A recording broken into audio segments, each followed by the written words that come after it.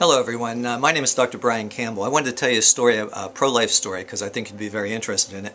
And it's about my daughter, Amy, who was born in 1983. Well, when my wife and I found out we were pregnant with her, we were extremely excited, of course, and we wanted to take as much care as we could for the baby, knowing how delicate babies are in the womb.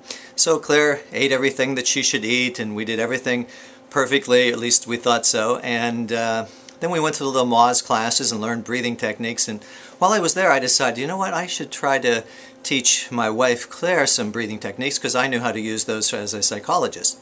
So I decided to make a tape, an audio tape, of me giving her what's called progressive muscle relaxation instructions.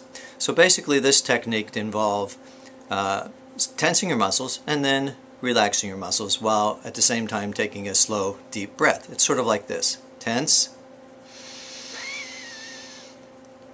And relax. So Claire listened to that tape during the last 3 months of her pregnancy, and we didn't think too much of it after that, but she had a great pregnancy. She had a natural childbirth without medication. She woke up about 8 centimeters dilated and had the baby about 45 minutes later after we got to the hospital. So she did very well. I don't even think she said ouch during the whole thing, but she probably would say she did. Anyway, we brought Amy home, and after about 3 days at home, Amy was lying, we had her on a table actually, and we were changing her. And she was screaming and crying, really, you know, like they do.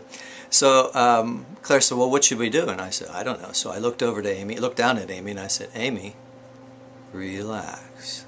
And she went, boom, and fell immediately asleep. Now, I'm not kidding you. I tell the truth, and she actually fell immediately asleep. So I'm going, wow, what was that? So I decided I'd try it again later on. So she was feeding her at night, and I decided to try the same word, relax, again. So I said, Amy, relax. And boom, she fell asleep again.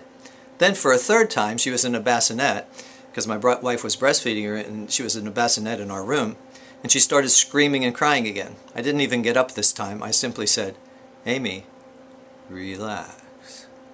Boom, perfectly quiet. Wow, this was so exciting. I had chills up my back trying to figure out what was going on here. And then I figured it out. Amy was listening inside the womb to my wife, listening to me say, relax. Well, at the same time, my wife was taking a slow, deep breath and flooding her with these wonderful relaxation hormones across the umbilical cord. So she was getting conditioned to my word, relax. The exciting thing there is, of course, that Amy was listening in the womb, and she was hearing not just mumble and jumble, she was hearing the word relax. So I started researching that as a professor and was able to teach generations of psychologists about learning in the womb, and that was extremely exciting to me. So jump forward now, at age 9 months, Amy started to talk.